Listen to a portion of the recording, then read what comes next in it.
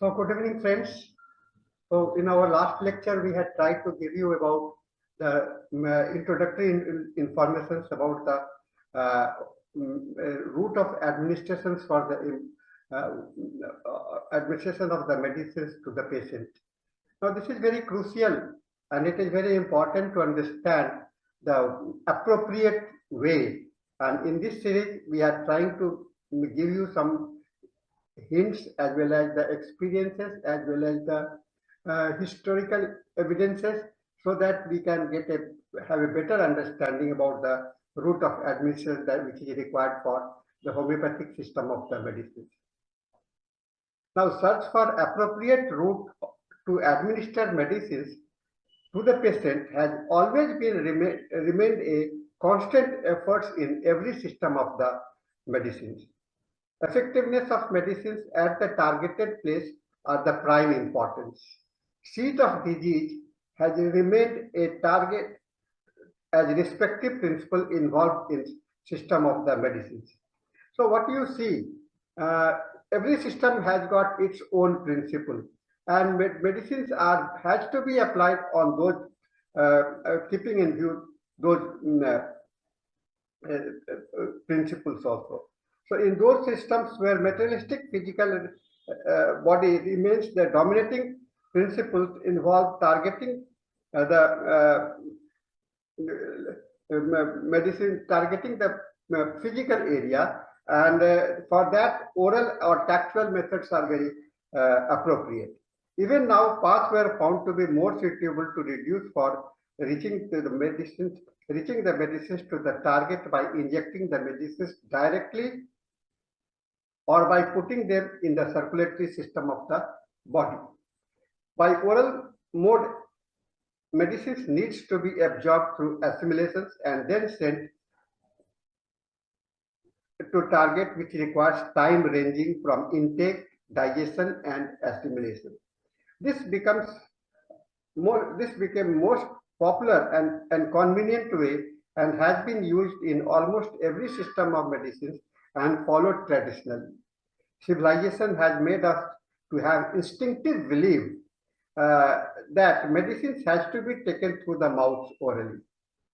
Since the tests are also involved in ingestion, medicines prepared in accordance to their taste and bitterness by capsuling them also.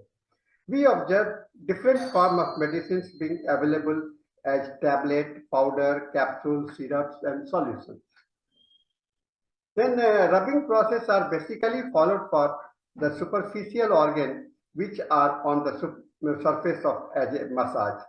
Rubbing and touching. This is usually meant for materialistic view of organs to be the nature of the disease. Now, state of patient's consciousness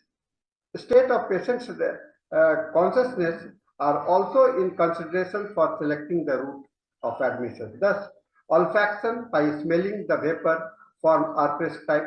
This is basically used in respiratory disorders and some unconscious patients. Olfaction medicines process are related to those substances which can be prepared as a vapor or in the spirit form. Target by these routes are usually for the physical transfer of the medicines to the patient. Now, all these three methods, oral, tactual, and olfaction route, are tried to be applied in every system of the medicines. Thus, in homeopathy also, this process were followed from the very beginning of its evolution. Dr. Hahnemann, during all the years of his practice, was in constant process of updating homeopathic system of the medicine. Dr. Hahnemann, in his journey of life, after getting enlightenment of homeopathy, was constantly in process of ensuring the most appropriate system of the medicines, which is quite natural for the individual sufferings and available resources from the nature. He basically followed the nature's way of the life. With getting enriched with case studies, which he had experienced during his practice in system of the medicine, in which he was trained earlier, where he observed several lacuna by comparing and corrective measures by including logical and analytical understanding coming from the nature. He also made critical study of the past starwards right from the Hippocrates and periods making analytical review. We observe many of the principles adopted in organon of medicines to be taken from the Hippocratic writing. Basic principles constituting the law of similia has its mention in the Hippocrates writing. Miasm also find place in the Hippocratic writing.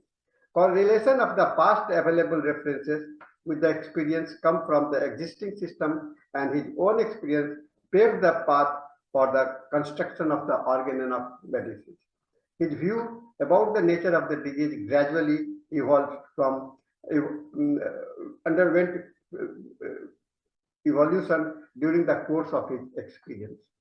Realization of the life, where the vital plane as central core of life also got place in his understanding about the vital plane to be the most natural seat for the disease. Thus, system has to be developed keeping vital principle to be the core position in the patient. In subsequent experiences and ultimate realizations, he was convinced about the treatment of the diseased vital principle.